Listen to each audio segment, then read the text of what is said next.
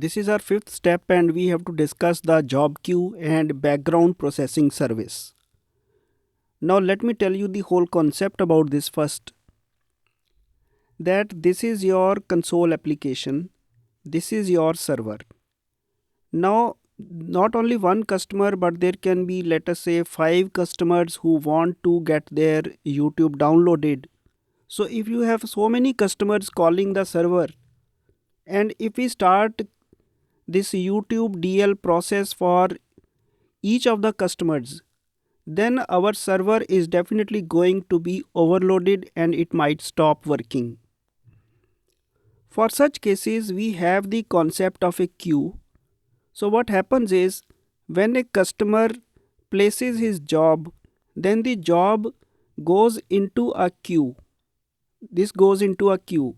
So they all go into first in first out queue. So last one here, this one here, this one there, like that.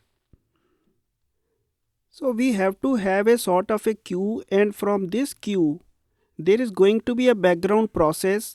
It will pick the first task, then complete it from the Google servers and update the status, and then it will pick the next. It is a story like this. This is an optimal way of doing things. So that is why we have said we will set a JobQue and the background processing service, which will keep picking jobs from that queue. So this is going to be quite an interesting thing, and let's start see this. This is our solution explorer, and in this, first of all, we will add a folder called services, and to this service we have added a folder called class called JobQue. Let us understand this class first. This class uses a value task instead of task, because value task is more optimized form of task, and you can read about more about this in this blog post.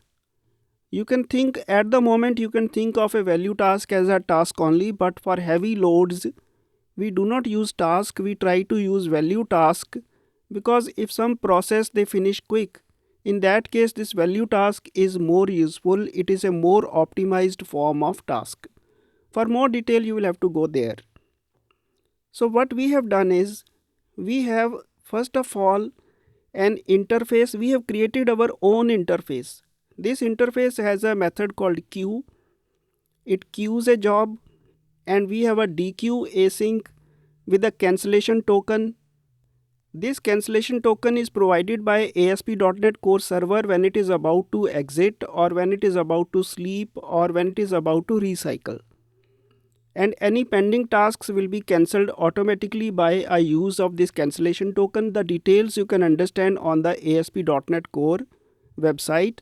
But right now, if you don't want to go through that, then this cancellation token is passed to the DQ async, and it gives you the last value task job that you entered into the queue. This queues a job, and it is asynchronously queued. This dequeues the job in an asynchronous manner. And now next we have an implementation of this iJobQue. In the iJobQue you have a class that comes JobQue, comes from iJobQue. You have a private read-only channel. A channel is a queue. It is a form of a queue that receives jobs and processes them